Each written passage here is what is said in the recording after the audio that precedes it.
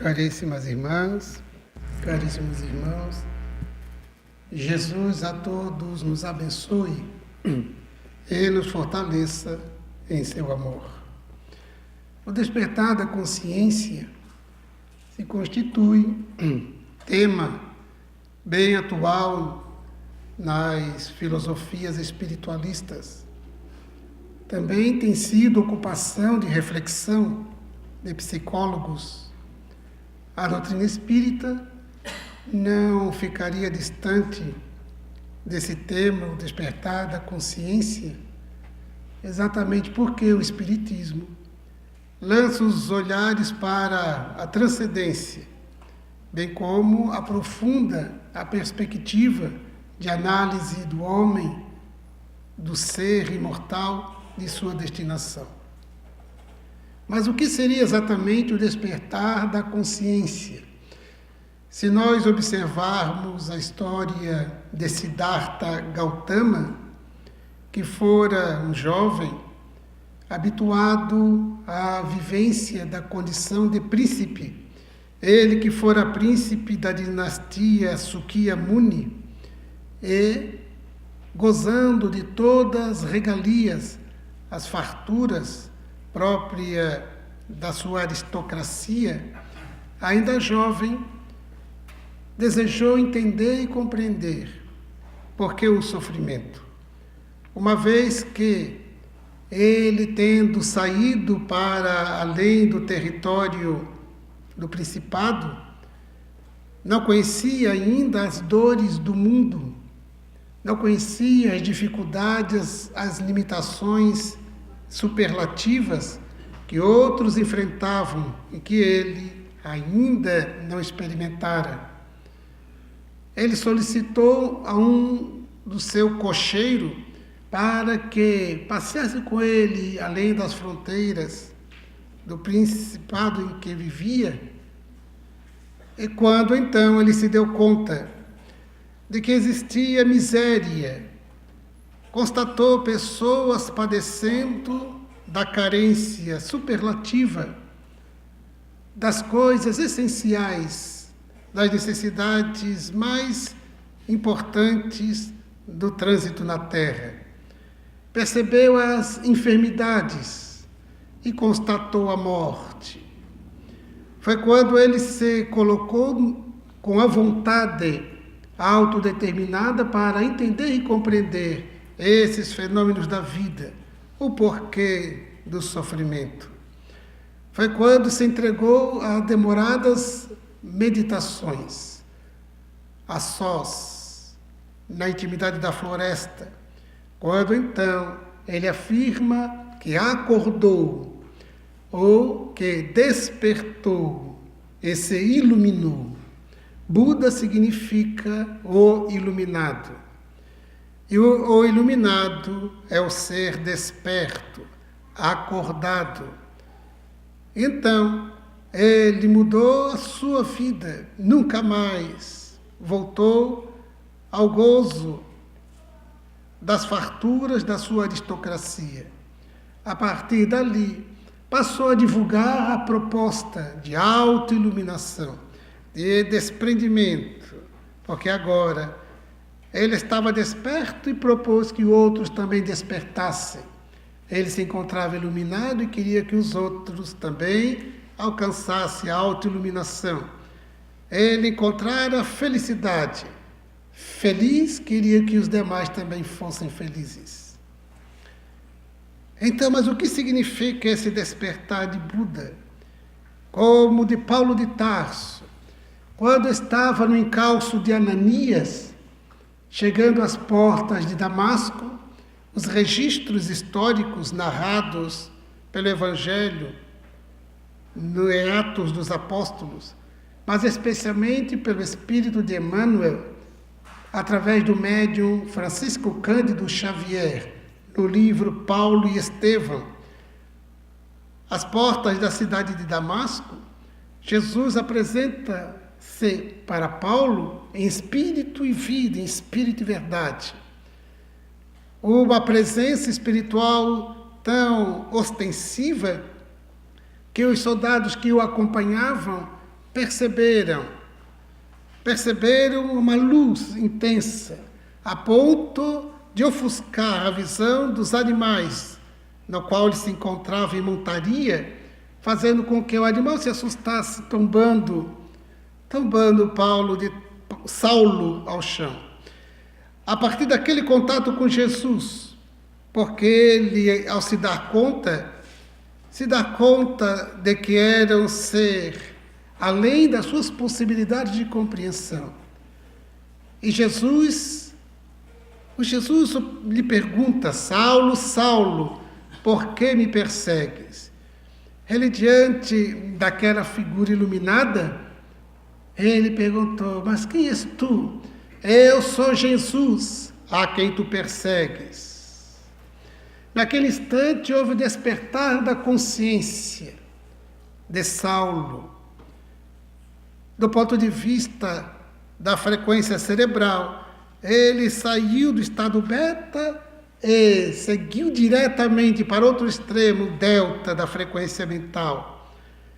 Despertou a consciência, acordou diante da verdade e nunca mais foi o mesmo. E se tornou Paulo de Tarso. Então, o que aconteceu a Saulo para se tornar Paulo? E a proposta dos Espíritos é exatamente esse para todos nós, do nosso despertar da consciência. O psicólogo russo Peter Opensky, ele faz uma análise dos níveis de consciência. Ele fala da consciência desperta. E o contrário do desperto, o contrário do acordado, é o quem se encontra dormindo, é quem se encontra em sono. Então, Opensky diz que há pessoas que vivem a consciência de sono, que são aquelas dentre nós que vivenciam a jornada na Terra tão somente voltado para as questões contextuais, ambientais, orgânicas, fisiológicas. Somos nós quando unicamente estamos utilizando os dias e noites para atender às necessidades imediatas do corpo, mais preocupados com as questões de atenção linear, imediatista, o que se encontra de necessidade, de desejos, de prazeres, de aspirações, sempre no circuito muito estreito da existência corporal. Tudo que se relaciona à existência, tudo que se relaciona ao corpo, às suas sensações, a busca do prazer, a fuga do desprazer. E não é difícil encontrarmos. Quantos de nós nos encontramos ainda em consciência de sono? Quando estamos somente ocupados em viver a rotina da necessidade do corpo, a busca pelo alimento, a busca pelos prazeres. Vivemos uma sociedade hedonista, quando se deseja cada vez mais o prazer.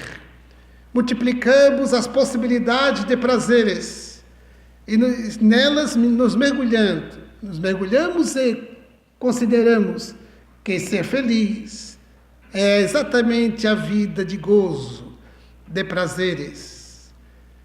A sociedade contemporânea, com os seus recursos tecnológicos e com as possibilidades formidáveis de experiências na Terra, tem proposto cada vez mais vivenciarmos as sensações. Homens e mulheres, sensações.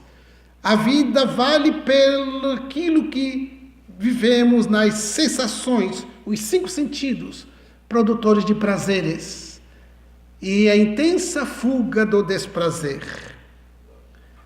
Nos preocupamos o que vamos comer amanhã,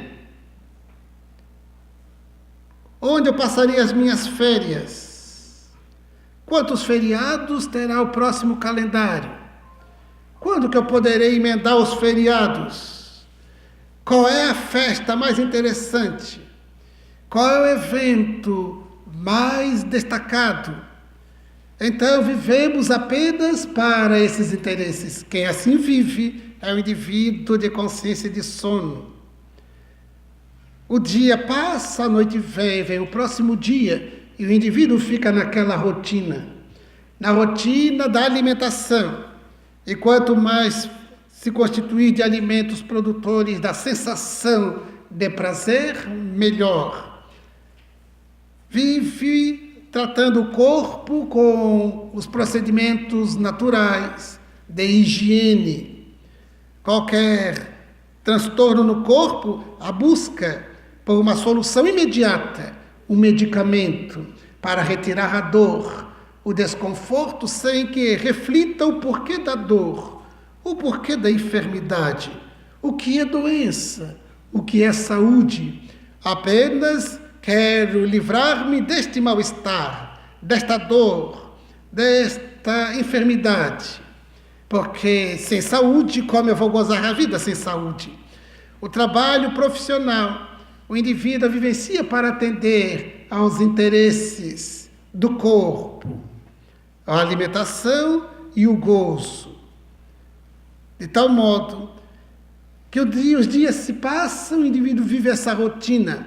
A mente no circuito fechado, que diria o espírito André Luiz, através do médium Chico Xavier, o circuito fechado da mente, quase que monoideia, apenas um conjunto de pensamentos que o indivíduo tende a repetir rotineiramente, porque é um indivíduo de consciência do sono, está apenas voltado para o organismo e seus interesses. É o ser fisiológico, diria o Penske, é o indivíduo sensação, tão somente. Então, o indivíduo pode viver esse quadro de experiência.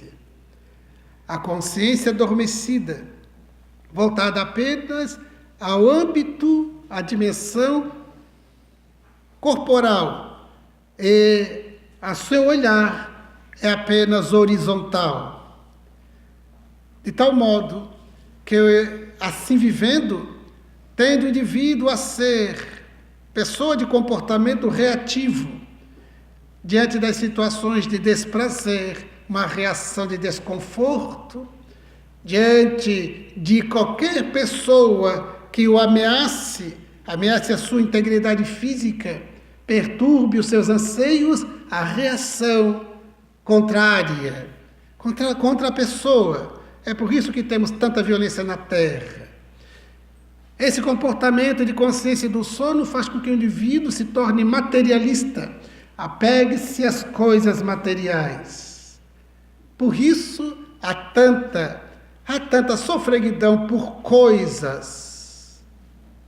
E nós, de alguma forma, nos coisificamos, nos tornamos coisas para outros e desejamos que os outros se tornem as nossas coisas para apenas o usufruto, o gozo, fazendo com que o indivíduo apenas vive essa rotina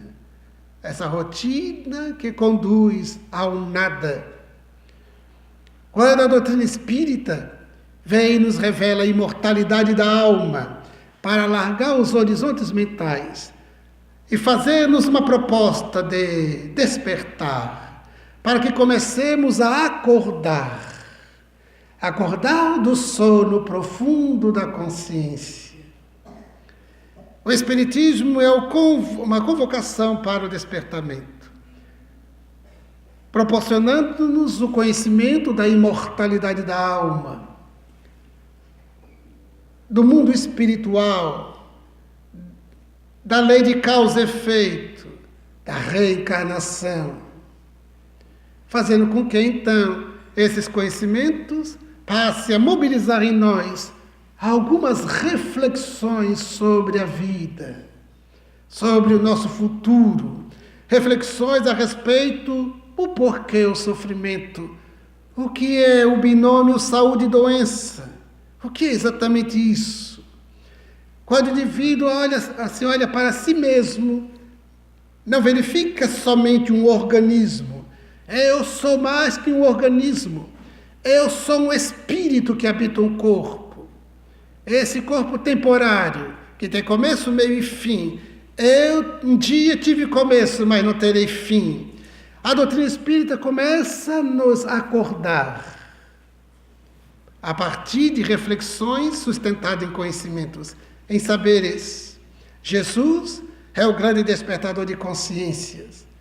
Quando ele nos convoca a uma ação que promova que o indivíduo saia da cápsula do ego atormentado, o ego iludido, o ego ditador. Saia deste reduto infeliz, narcísico, egocêntrico, para que então se abra nas relações, para que se permita a fraternidade, a solidariedade na relação com os semelhantes. Porque diz Ouspensky que o indivíduo, quando ele está na consciência de sono, ele pode ser um sono sem sonhos, que é um indivíduo muito materializado. Uma vivência muito materialista, muito apegada. É a consciência de sono sem sonhos. É por isso que encontramos tanto sociopatas, psicopatas na nossa sociedade. Exatamente porque são indivíduos voltados apenas para os interesses imediatistas. É por isso que existem tantos criminosos que não têm a menor sensibilidade com os atos criminosos. É por isso que temos tanta corrupção. É por isso que temos tanta indiferença. É por isso que existem multidões ainda padecendo de fome. Século XXI, pessoas morrendo de fome. Século XXI, indivíduos não tendo um teto para se abrigar. No século XXI, de tantos recursos tecnológicos e científicos, ainda tantas pessoas são invisíveis, porque há multidões de indivíduos de consciência de sono sem sonhos. Apenas se voltam para os interesses imediatistas, egóicos. Mas diz Ouspensky que existe aqueles de consciência de sono, ainda estão dormindo, mas com sonhos, já estão sonhando. De alguma forma somos nós.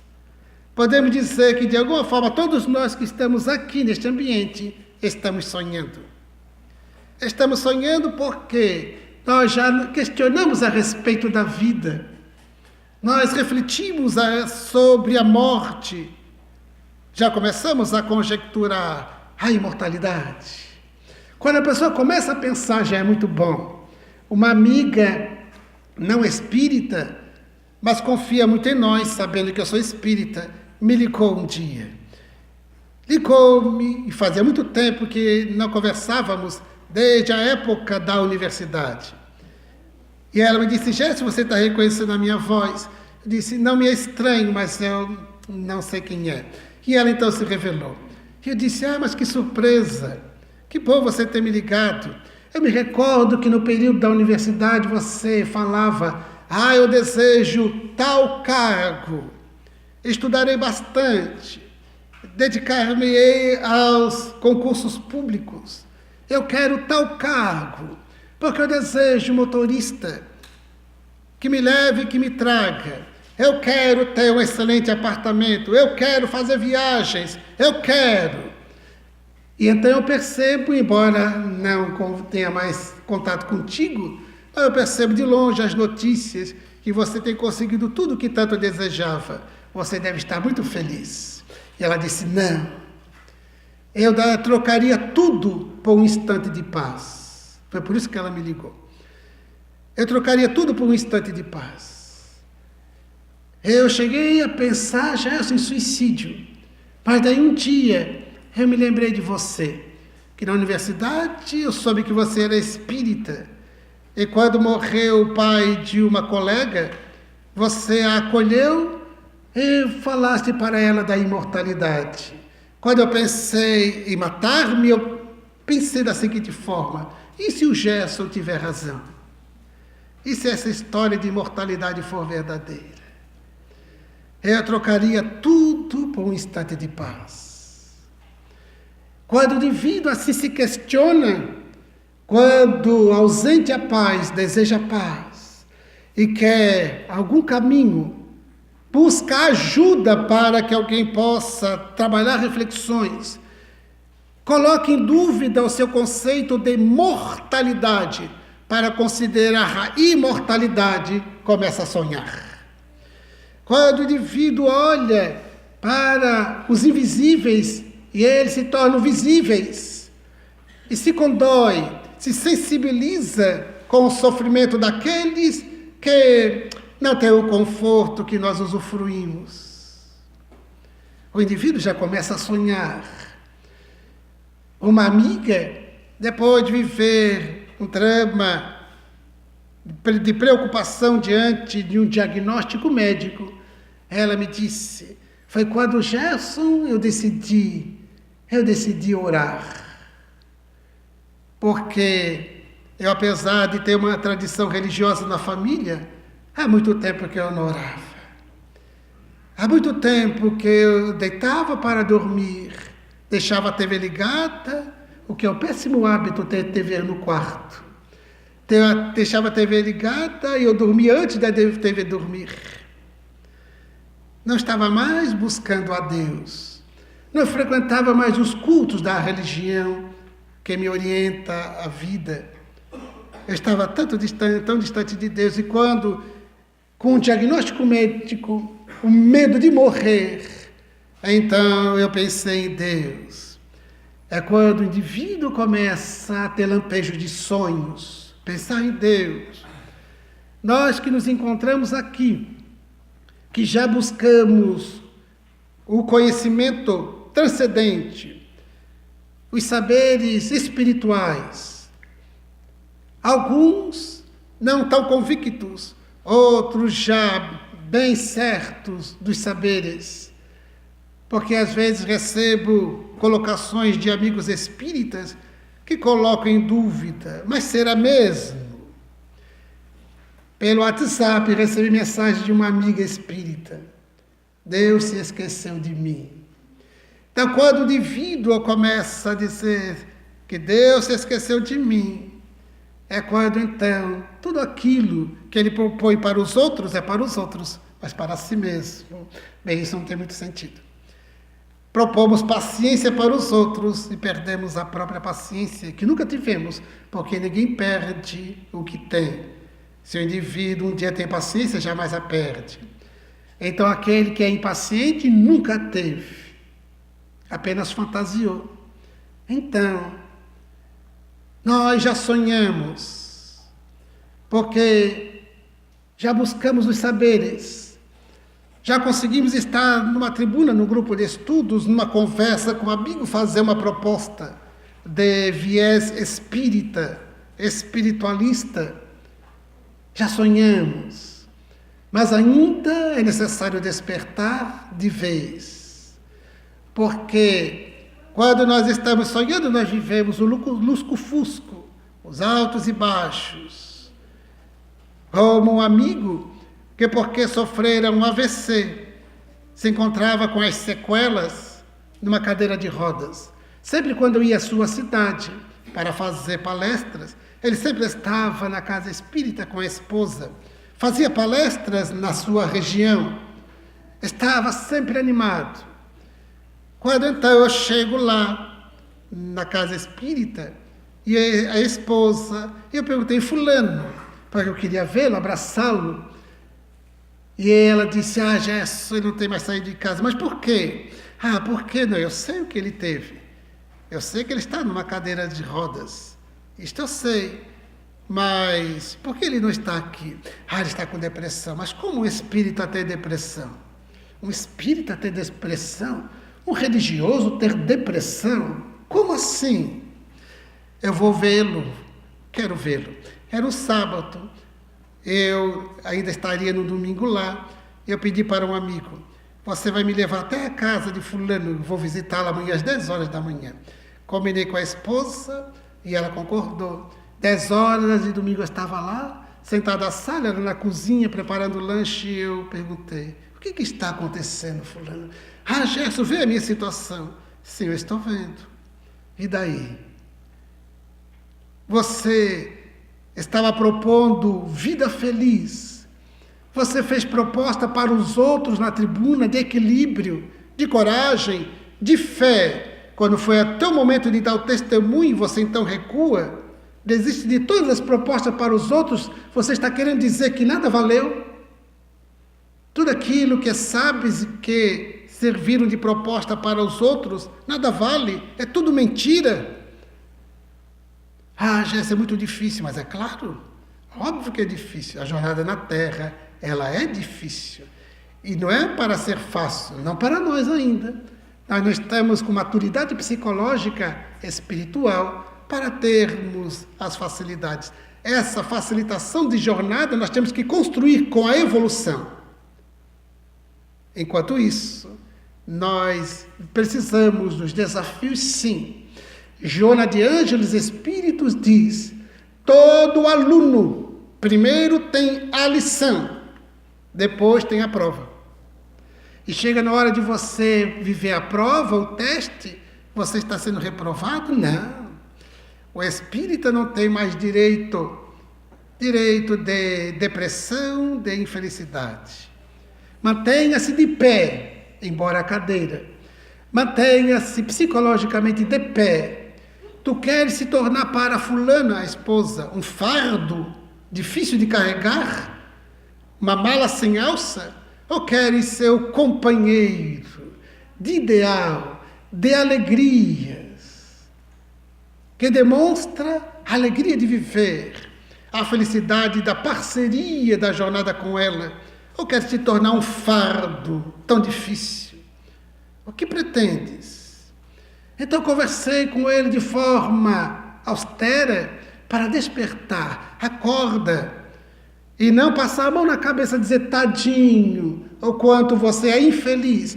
E é o grande momento para demonstrar a felicidade interna, apesar das circunstâncias do corpo. E o Espiritismo nos explica por quê. Por que essa situação? A doutrina espírita nos equaciona, retira as dúvidas. Uma vez uma amiga me disse: mas por que isso comigo? E eu lhe disse: então a pergunta é outra. A questão não é por que isso comigo, mas sim por que não comigo. Porque pode ser com o vizinho, com o outro, com fulano, com Beltrano, mas quando é comigo, por que comigo? A questão é por que não comigo? Então, o despertar da consciência se sustenta nesses saberes que o Espiritismo nos proporciona e faz com que o indivíduo ele construa uma segurança íntima diante da existência. Não tenha mais medos das experiências que deverá enfrentar e que enfrenta. Não tem mais medos. Não há mais desconfiança. Não desconfia mais da verdade. Porque está imbuído desta verdade que o ilumina a sua inteligência. O Espiritismo ilumina a nossa inteligência e pacifica o coração.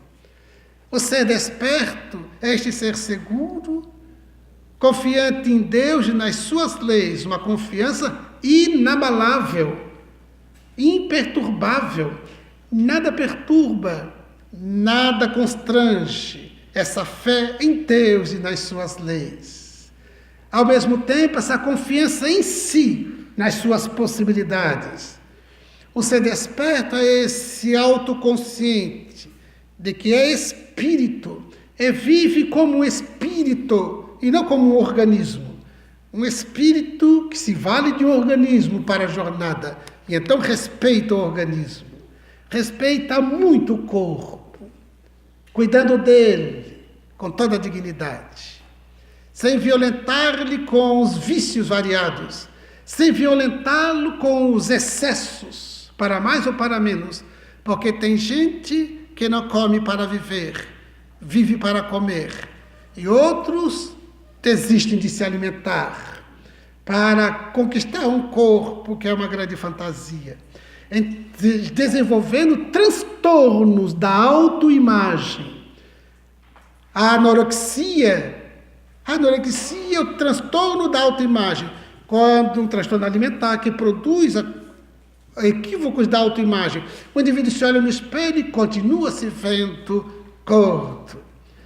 estudando a anorexia à luz da psicologia, em um documentário produzido nos Estados Unidos. É impressionante a perturbação do indivíduo. É o excesso para menos. E aquele que vive o excesso para mais, violentando o corpo de uma forma infeliz. Então, o indivíduo desperto respeita o organismo de que ele se vale, de que ele se utiliza na jornada corporal. Até o momento em que ele se despedirá do corpo com toda a serenidade. O ser desperto não teme a morte. Viverá no corpo o máximo que puder, porque enquanto vivermos no corpo, é a oportunidade de crescimento, é a oportunidade de evolução, de transformação moral. Por isso, o ser desperto não considera o suicídio, sob nenhum aspecto. O ser desperto ama a vida, respeita o corpo, então ama a vida quando está no corpo, ama a vida quando está fora do corpo, porque o ser desperto ama a vida. Nós que nos encontramos encarnados, é para despertarmos para o amor pela vida, a vida do corpo, a vida do espírito que somos, porque daqui a pouco estaremos fora do corpo e continuaremos esse amor pela vida. Então, o ser desperto não considera suicídio, nem eutanásia. Recentemente, uma matéria, uma reportagem de TV, mostrou um cientista australiano, 106 anos de idade. Ele, quando for impedido pela faculdade de lecionar, e lecionou até 104 anos, por causa das suas condições físicas, compreensivelmente, ele então disse que não queria mais viver. Como na Austrália, não existe lei que faça a previsão da eutanásia do jeito que ele desejava. Ele foi para a Suíça, mudou-se para a Suíça porque na Suíça existe uma lei que é denominada de suicídio assistido. Quando o indivíduo que não quer mais viver, o médico prepara substâncias para que ele aplique em si mesmo. Ele aplica em si mesmo, depois preparado pelo corpo clínico. E as reportagens posteriores falaram que o suicídio assistido fora praticado. Eu, ouvindo a reportagem, pensei, uma existência de 106 anos, que ele podia concluir com muita dignidade. Mas porque é consciência ainda de sono, não considera a vida. Deus apenas considera a vida orgânica. Então, do ponto de vista orgânico, para ele não valia mais a pena viver. Porque consciência de sono. Um olhar rasteiro, apenas horizontal. Apenas de expressão fisiológica, orgânica, biológica tão somente. O ser desperto tem esse olhar e esse sentimento, as emoções transcendentes. Então amará a vida e viverá até o último instante, com dignidade e com confiança em Deus imperturbável. O ser desperto sai da concha do ego para abrir-se às relações em clima de fraternidade, solidariedade e caridade. Quando Jesus faz a proposta do amor incondicional, ele propõe o despertamento do ser para esse sentimento. Quando ele diz que o reino de Deus está dentro de nós, ele está falando dessa nossa condição potência. Por isso, a expressão despertar, ela é muito exata, porque nós despertamos para uma realidade que é nossa. Nós não despertamos para uma realidade distante. Despertamos para o que está em nós, o reino de Deus, em estado potência para ser desenvolvido. Vós sois deuses, disse Jesus, brilhe a vossa luz. Essa luz que brilha, a luz própria, é o reino de Deus, que se desperta em nós. E o indivíduo, então, se ilumina Por quê? Porque o reino de Deus é todo o conjunto das leis morais da vida que nos planifica. E nas relações da vida com os outros, o regime de fraternidade, solidariedade e caridade. Quando então o indivíduo se torna autenticamente homem e mulher de bem, o despertar da consciência requer vontade, porque é um processo. É um processo. O indivíduo se dá conta com o conhecimento, mas o processo de acordar, sair do sono profundo, requer vontade, requer o querer. E o indivíduo, quando ele se autodetermina, fundamentado no conhecimento de que já somos possuidores, ele então imprime esse roteiro de despertamento e acorda. Acorda para ser feliz, acorda para não mais sofrer. Porque o sofrimento é ainda um comportamento reativo das experiências da Terra. A dor ou as dores ainda serão inevitáveis. O sofrimento é a forma como lidamos com as dores. Então acontece a morte de um ser querido, é uma dor. Mas o sofrimento é a forma como olhamos a morte. Quando nós temos esse olhar imortalista, a morte é um fenômeno. É um fenômeno que não interrompe a vida. A gente sente o impacto porque é o afastamento físico. A saudade que macera a alma, mas não produz revolta nem desespero. Então, o indivíduo, ele não sofre, embora tenha as dores. Quando o indivíduo padece de alguma enfermidade, desperto, analisa a enfermidade e os seus fatores causais.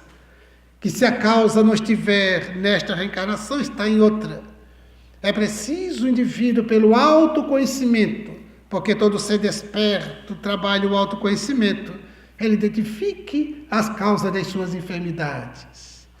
Há muitas pessoas irritadiças, há indivíduos que se revoltam com facilidade, há pessoas que perdem a calma, são os denominados pavio curto, com rapidez. Nem todos explodem, muitos produzem o autocontrole para não espalhar, não explodir pelo verbo ou pelos gestos, mas guardam e ficam ruminando interiormente. E então o organismo, com o tempo, sofrerá as consequências. Os órgãos, pelas energias que são verdadeiros petardos mentais, toxinas mentais, da raiva, da mágoa, do ressentimento, da fúria contida, passa a afetar os órgãos, especialmente do sistema digestório. Por isso há tantas reclamações dos órgãos que compõem o sistema digestório. Há tantos problemas de estômago, de fígado, de pâncreas, de intestinos. Tudo por causa de uma fúria interna que o indivíduo não se dá conta por falta de autoconhecimento. Mas se ele parar para autoconhecer-se, verificará que nem sempre explode, mas está se implodindo, porque guarda. Quando era garoto e adolescente, um amigo do meu pai, espírita, trabalhador da casa espírita, dedicado, ele era considerado uma pessoa calma, porque ele tinha um comportamento bem passivo. E ele se aposentou e voltou para a sua cidade no interior do estado. Quando comecei a fazer palestras, eu estive na sua cidade, na casa espírita que ele frequentava. Então conversamos, ele perguntou notícias da família e tal, atualizamos as notícias. E ele me disse: Gerson, há 2 semanas que eu estou fazendo intenso tratamento. Estive internado por alguns dias e ainda enquanto muito frágil fisicamente por causa de uma úlcera no estômago. As pessoas, daí ele me confidenciou, as pessoas sempre me consideravam um homem calmo, mas na verdade eu era um indivíduo extraordinariamente tranquilo por dentro. Eu não extravasava, mas eu guardava. Eu não trabalhava para diluir, porque o indivíduo não deve explodir, mas também não deve guardar, deve trabalhar para diluir, por meio da reflexão, dos exercícios mentais, do trabalho no bem. Eu apenas guardava. Chega um dia, então, o corpo não aguentou. Ele já estava reconhecendo. Então, quantos de nós somos assim? Porque não despertamos a consciência. Nós sonhamos e fantasiamos que simplesmente importa parecer e não ser. Importa parecer que somos calmos, serenos, mas não somos, guardamos. Então, é hora de buscarmos o nosso mundo interior, identificarmos a realidade que somos interiormente. Busquemos, autoencontremo-nos. Será uma conquista extraordinária, divisora de águas para a nossa destinação, já produtora de saúde e de paz autêntica. Então, não percamos a oportunidade de dedicarmos a atual reencarnação ao despertar da consciência. Temos saberes para isso. Deus, imortalidade da alma, mundo dos espíritos, a comunicabilidade dos espíritos, a reencarnação, a lei de causa e efeito que explica tanto o porquê de tanto sofrimento na Terra, tantas situações díspares. O Espiritismo explica tanto. Busquemos nesses saberes a construção de uma filosofia de comportamento e uma postura mental voltada com autodeterminação, com um ardente querer pelo despertamento, num processo consciente e lúcido de acordar para a verdade e vivenciá-la de modo real, autêntico. Não percamos essa oportunidade. A atual reencarnação, considero para todos nós, na condição de espíritas, que é a oportunidade extraordinária. Todos os dias das minhas orações eu formulo gratidão a Deus e ao meu Pai, por ter me permitido, a meu Pai por ter me conduzido desde o nascimento para o conhecimento espírita. Ele se tornara espírita pouco tempo antes de eu nascer e nem me batizou. Ele se desataviou e nem fui batizado. Porque o primeiro filho, quando nasceu, meu irmão, 1 ano mais velho que eu, ele ainda de denominação católica, de uma família muito católica, então, óbvio, batizou. E me impressiona que em poucos meses de se tornar espírita, eu nasço. E ele não me batizou. Eu constatei, portanto, que se desataviou de uma forma tão fantástica, porque há companheiros espíritas que se tornam espíritas e continuam nos sacramentos das religiões tradicionais. Uma amiga espírita de uma outra cidade, Jesus, o que acontece comigo? Eu faço palestras, eu participo de reunião mediúnica, de grupo de estudos, eu aplico passes, mas quando nasce uma neta, eu tenho que batizar. Por quê? Porque você é meio espírita e meio católico, você é espiritólica. Falta tornar-se espírita autenticamente. Então, quando nós estamos ainda ataviados, presos aos comportamentos de uma tradição religiosa, é porque ainda não somos espíritas. Então, agradeço todos os dias as minhas orações. Muito obrigado, Deus, por me permitir. E ao meu Pai, gratidão sempre. Porque foi ele que me orientou no roteiro espírita e o espiritismo salvou a minha vida. Porque eu não sei onde eu estaria agora sem o espiritismo. Que liberta a consciência, ilumina a inteligência, refina o raciocínio, pacifica o coração.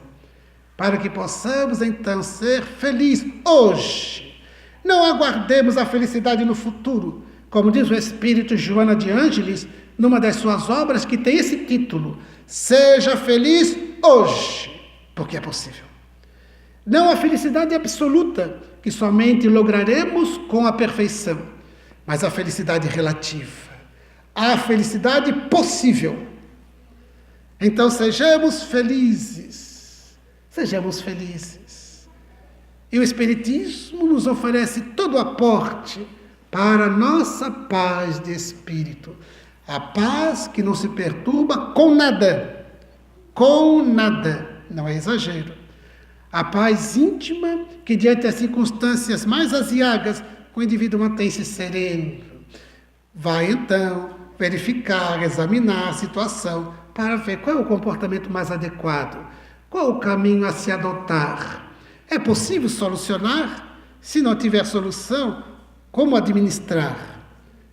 Então, serenidade imperturbável, paz de espírito seguro, jamais vulnerável às circunstâncias, aos acontecimentos. Despertemos a consciência para saibamos construir esse estado de espírito, esse estado de consciência que nos ilumina, para não mais sofrermos pelo que sofríamos. Há tanto sofrimento ainda próprio da imaturidade psicológica. Há tantos adultos que são crianças psicológicas, que sofrem por nonadas, por coisas de menos importância do ponto de vista do espírito. Assim como crianças se incomodam, vivem o desconforto por ausência de um brinquedo, por algo que para o adulto diz, é coisa de criança. Quantos de nós adultos, biologicamente, psicologicamente infantis, que estamos ainda às voltas com os sofrimentos pueris? Despertemos a consciência, sejamos lúcidos na análise de todos os fenômenos da existência. Trabalhemos a capacidade de aceitar as pessoas como elas são, não como eu quero que seja. Como diz o poeta, aceite-me como eu sou, não como queres que eu seja, porque o verdadeiro amor aborrece a fantasia. O verdadeiro amor aborrece a fantasia porque nós fantasiamos a respeito do outro, que nós queremos do nosso jeito. Quando o outro é do nosso jeito, que pessoa maravilhosa. Se o indivíduo é diferente de nós, pensa diferente de nós, mas que pessoa mais chata. Então, aceitemos as pessoas como elas são, significa que concordemos, mas aceitá-las. Não nos perturbemos com as opiniões. Conheço pessoas que ficam muito preocupadas com a opinião do outro sobre mim.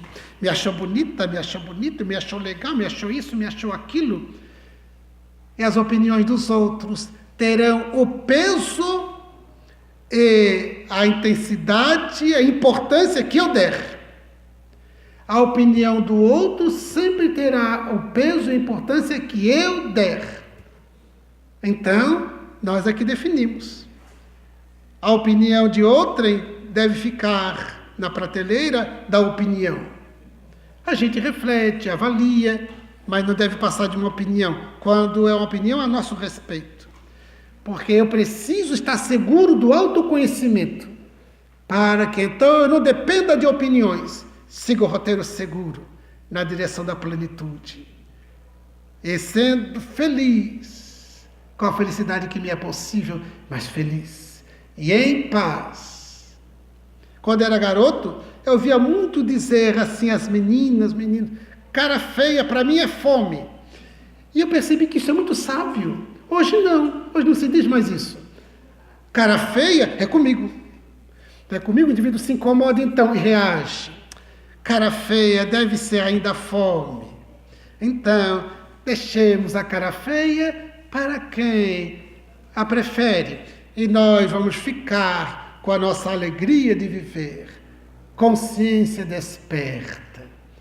Temos tudo conosco que Jesus nos ofereceu e o Espiritismo a completa para a consciência despertar. Com a nossa vontade autodeterminada. É preciso querer, porque o despertamento é um processo. É preciso querer. É preciso desejar ardentemente. Porque a vontade é uma das nossas forças da alma, muito mal utilizadas ou mal canalizadas. Temos canalizado muita vontade para questões imediatistas, que dizem respeito apenas a outros interesses que não seja do espírito. Canalizemos e utilizemos a força da alma, da vontade, para as grandes construções. Quando Jesus disse, tudo o que quiseres podeis, ele quis dizer da vontade. Do ponto de vista moral, tudo o que eu quero eu posso. Do ponto de vista material, nem tudo. Mas do ponto de vista moral, tudo o que eu quero eu posso. Do ponto de vista psicológico, tudo o que eu quero eu posso. Então, a vontade. Trabalhemos a vontade, enriquecendo-a, empoderando-a para a grande construção da felicidade e da paz em nós, no despertar da consciência. E sigamos adiante, a passos seguros, firmes, sem titubear, sem recuar, sem desistir dos princípios dos valores ético-morais. Não desistamos de valor moral algum da ética. Embora todas as dificuldades da sociedade, não desistamos de valores ético-morais. Sigamos adiante e elevemos nossos pensamentos a Deus na forma de gratidão, para dizer-lhe da nossa gratidão pela vida, por estarmos aqui, nossa gratidão a Jesus pelo seu Evangelho, nossa gratidão a Allan Kardec, que há 161 anos nos deixou o legado da codificação espírita, que ilumina nossa inteligência e pacifica o coração, despertando a consciência para a autoiluminação. Com espírito de gratidão e com alegria de viver, manifestamos nossa particular gratidão a esta abençoada casa que nos recebe com amizade, a cada uma das senhoras, a cada um dos senhores e jovens presentes, nossa gratidão pela presença educada, pela atenção paciente, enquanto formulamos os nossos votos de muito progresso, os nossos votos de muita paz. Muito obrigado.